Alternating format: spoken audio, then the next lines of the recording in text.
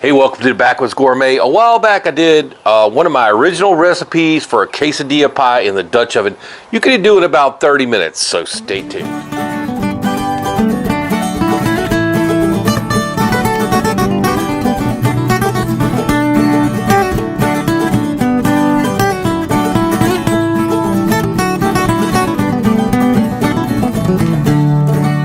So I kind of invented this recipe out on the bank of the Tellico River up in the Smoky Mountains, just with what I had. And it turned out really great then, and I brought that idea back to the studio and kicked it up a notch. It's going to be a quesadilla pie. We're going to basically build quesadillas, but we're going to stack it, and it's going to be several layers. Now, this is still a recipe that I'm trying to develop right now, and this is going to be my first attempt at the idea I have about making it. So if it don't turn out, you're going to see that too. All right, so what are you going to need for equipment for this deal?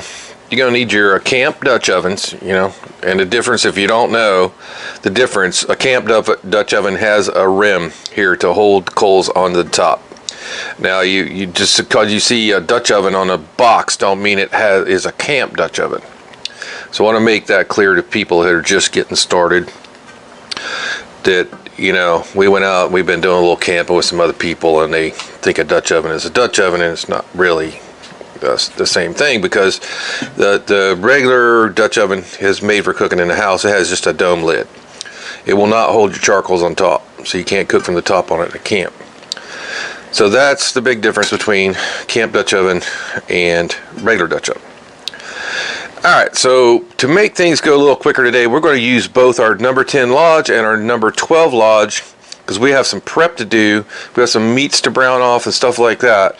And what I did here a little while ago, I fired a grill up and I grilled some corn. So for the first part of this dish in the prep, you're going to need about a pound of ground beef. This is ground sirloin.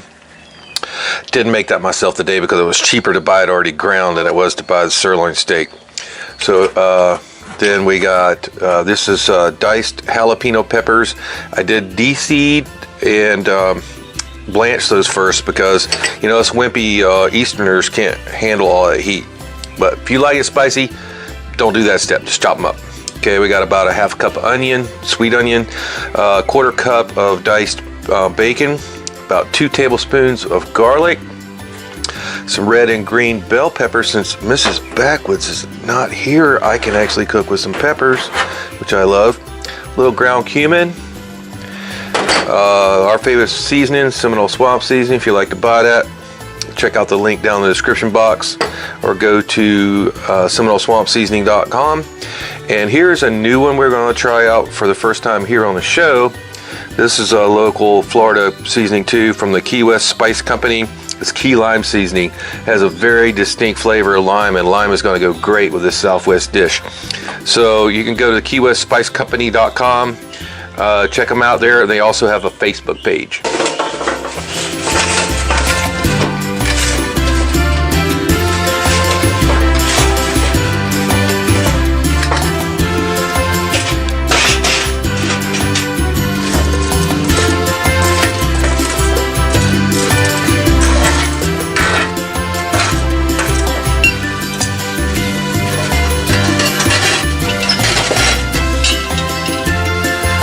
So when you set this up, set you up one solid layer of charcoal on the bottom. And of course, the first thing we want to put in there, I can already see a little bit of smoke coming up from our little oil we have in there. Just to pre-season it, I sprayed it. Actually, it's just the oil from when I stored it up last time. You want a good hot pot. I'm gonna go ahead and get the bacon in, let that start rendering. We'll start putting in our meat.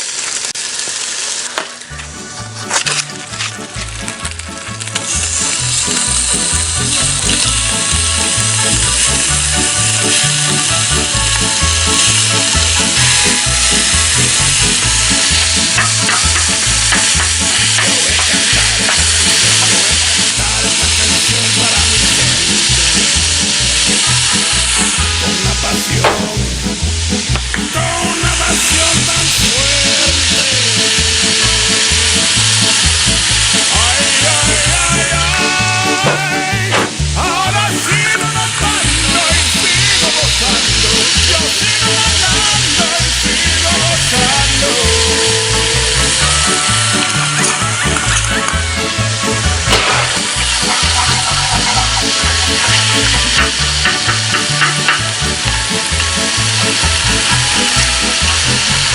So here's a little tip I'm going to give you when you're trying to get good bottom heat. When you put that oven on top of your charcoals, it's going to start to die down a bit. But I got these extras over here. I did that on purpose. I got another layer over here that's been right out in the open. So you can kind of alternate your pot, and you'll hear that come up to a good sizzle.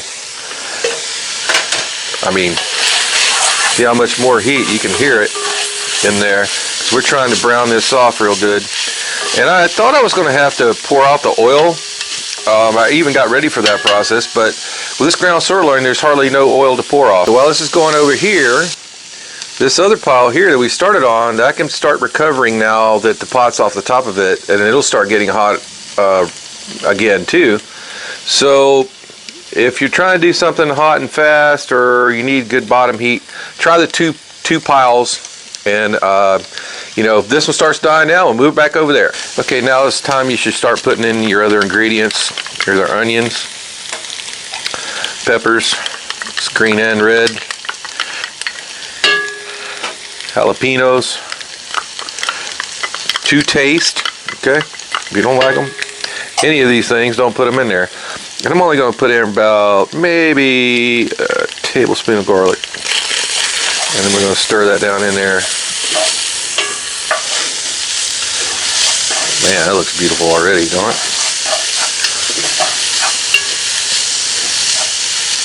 So if you're having trouble with your bottom heat, here's another little tip you can do. Just take your Lodge 4-in-1, just put that up over your coals. And we'll go ahead and get our lid lifter here, grab the pot, and set your pot up on that 4-in-1. Now it's going to let the fire breathe a little bit more underneath there, and you can kind of nestle them in, and that'll also help. And you can also use your cast iron skillets the same way. All right, now we got that veg going in there. Let's go ahead and put the lid on it, capture some of that steam. And man, I wish you guys were here right now to smell that. Wow. Gosh.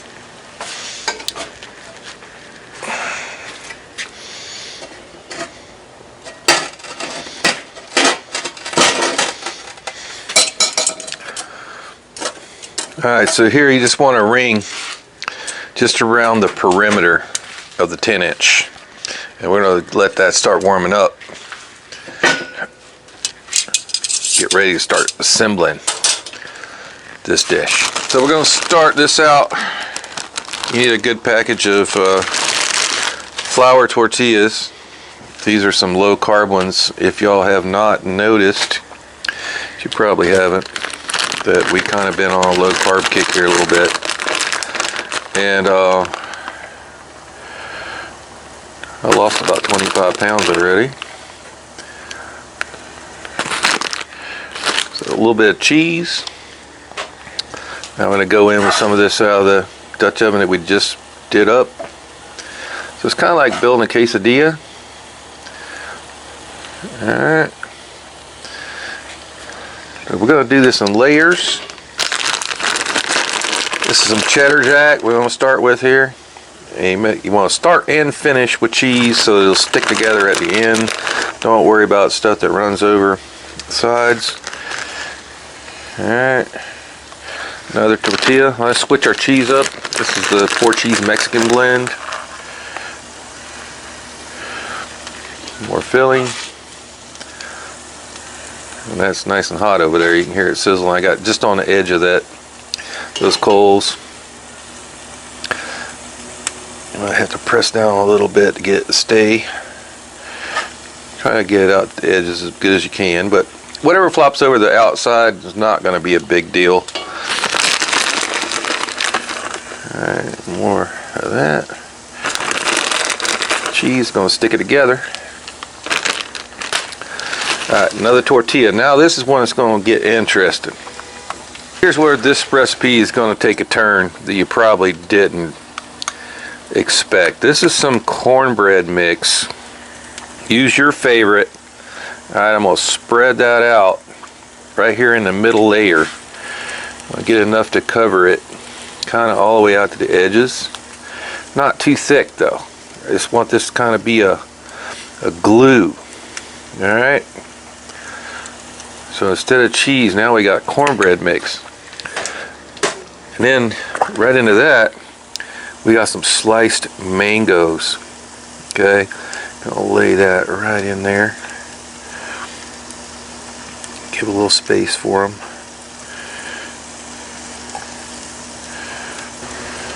So I also told you about that roasted corn, right?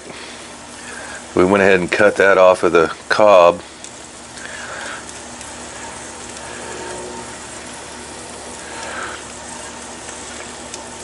That's sweet corn. That's fresh Florida sweet corn right now. We're right dead in the middle of sweet corn season here in Florida right now. Okay, so right on top of that layer, I think there's going to be enough glue to glue this layer together. We'll squish it just a little bit, make sure our our flour tortilla makes good contact. Then we're going to go ahead and repeat. Oh, I forgot cheese. We were supposed to put the cheese on first, but I screwed that up so that it all sticks together. So make sure at least we get some around the edges.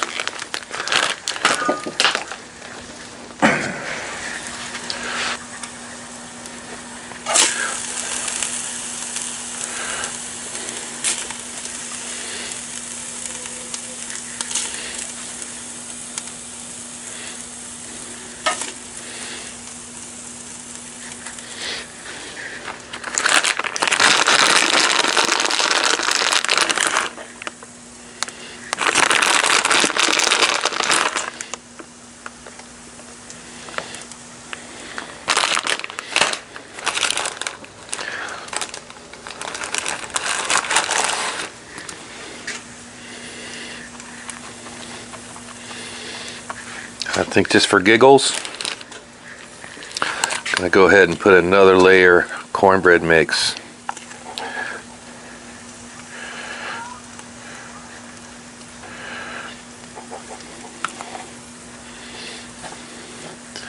Like I said, you guys are seeing this for the first time. I've been thinking about this recipe for quite a while now, how to make this to come together. But this is the first try at it. So this time, instead of mango, we're just going to go in with some of our meat, with all those onions and peppers and jalapenos and spices.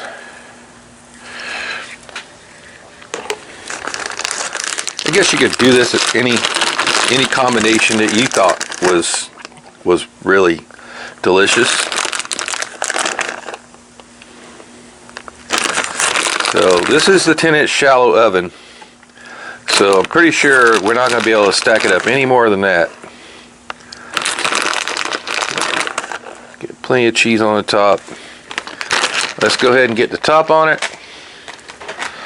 and start putting some coals on it. I'm only going to load the rim.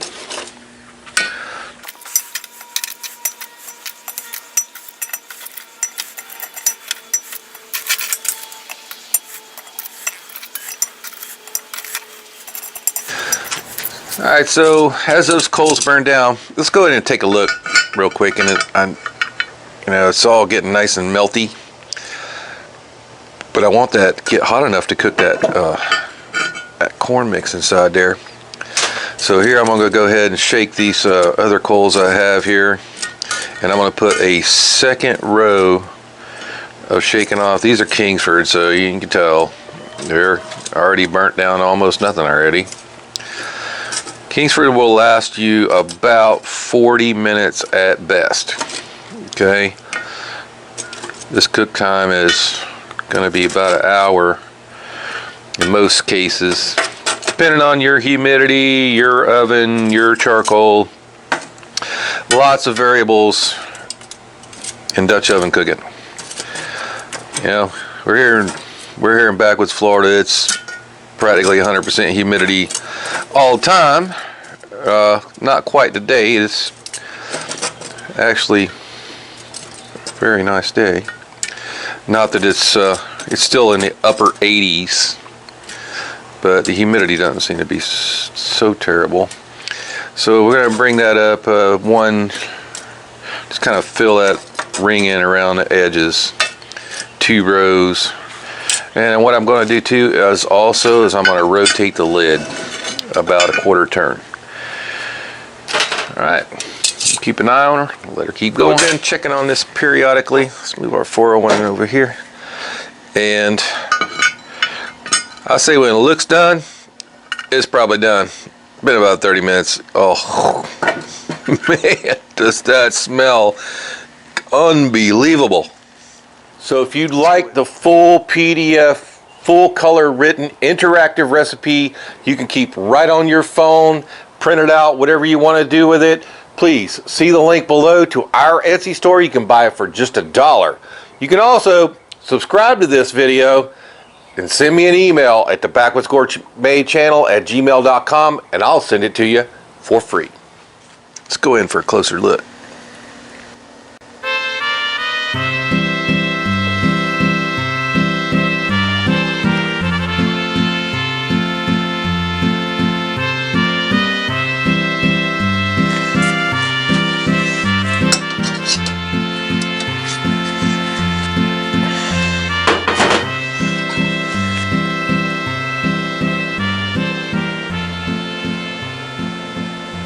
So I wish you were here to smell that aroma coming from that Dutch oven right now.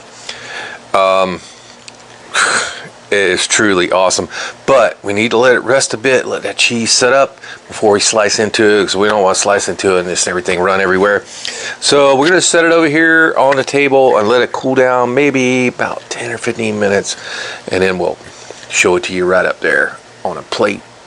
Yep. That's what I'm talking about. So let's go ahead and now it's had a little minute to sit. That cheese is firmed up a little bit. Gonna go ahead and make us a slice, just like a pie.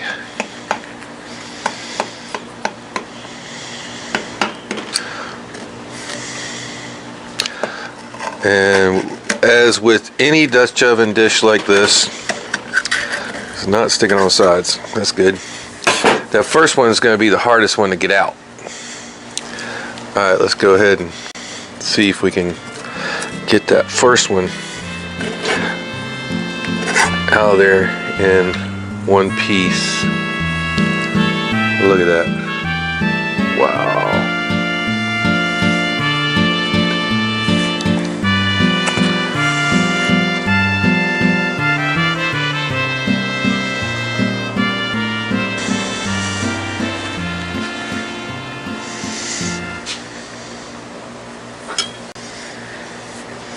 Turned out pretty well.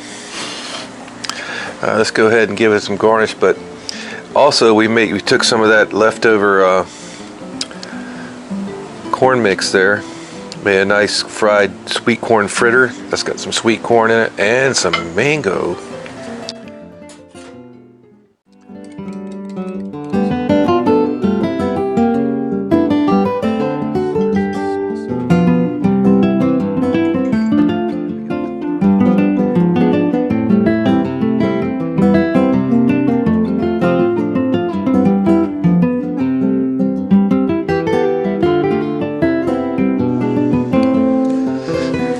Just to finish this off, got some sour cream over here. Gonna give it a little dollop of sour cream right on top there.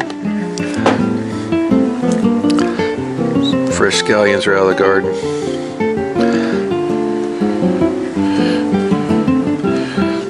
That's a beautiful plate. Can't wait to dig into that.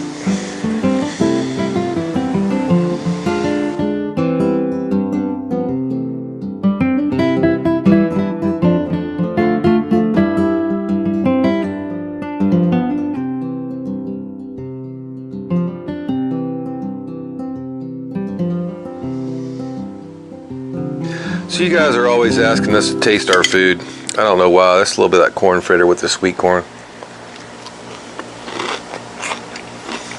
Wow.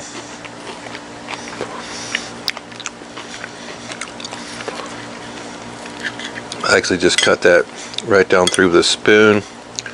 This is the The tortilla pie, a little salsa. Oh, get a little sour cream too. Just like that. You want some? I know you do.